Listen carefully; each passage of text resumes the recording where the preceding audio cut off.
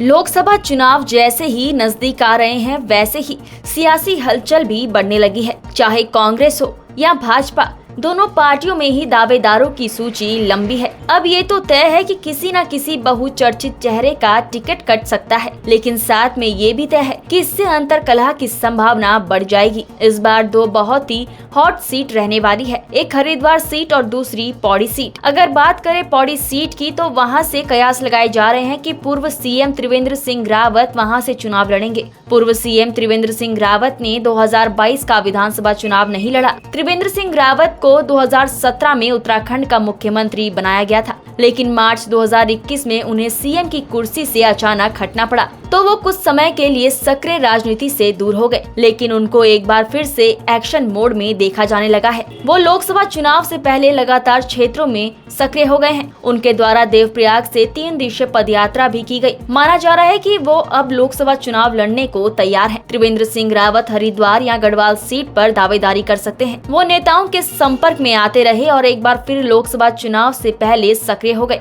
अब त्रिवेंद्र सिंह रावत हरिद्वार और गढ़वाल दोनों सीट पर सक्रिय हो गए हैं। त्रिवेंद्र सिंह रावत के समर्थक हरिद्वार सीट को ज्यादा उपयुक्त मानकर चल रहे हैं। त्रिवेंद्र रावत डोईवाला सीट से विधायक रह चुके हैं, साथ ही उनका आवाज भी हरिद्वार सीट पर है। हालांकि त्रिवेंद्र सिंह रावत का मूल गांव पौड़ी गढ़वाल सीट पर आता है। ऐसे में त्रिवेंद्र सिंह रावत के लिए गढ़वाल सीट भी काफी सेफ सीट मानी जा रही है। हरिद्वार सीट पर पूर्व सीएम रमेश पोखरियाल निशंक सांसद हैं, जबकि पौड़ी गढ़वाल से पूर्व सीएम तीरथ सिंह रावत। ऐसे में दोनों के सामने दावेदारी त्रिवेंद्र सिंह रावत के लिए एक नई चुनौती खड़ी कर सकती है। लेकिन कयास ये भी लगाए जा रहे हैं कि पौड़ी गढ़वाल से सांसद तीरथ सिंह रावत का भी पत्ता कट सकता है। 5 साल के दौरान तीरथ सिंह रावत क्षेत्र में बहुत कम दिखाई दिए। क्षेत्र से गायब रहना पौड़ी गढ़वाल सांसद के लिए खतरे की घंटी बन सकती है। और अगर पार्टी त्रिवेंद्र सिंह रावत को पौड़ी से टिकट देती है, तो पार्टी में अंतर्कलह और गुटबाजी तो तय है। ये देखना दिलचस्प होगा।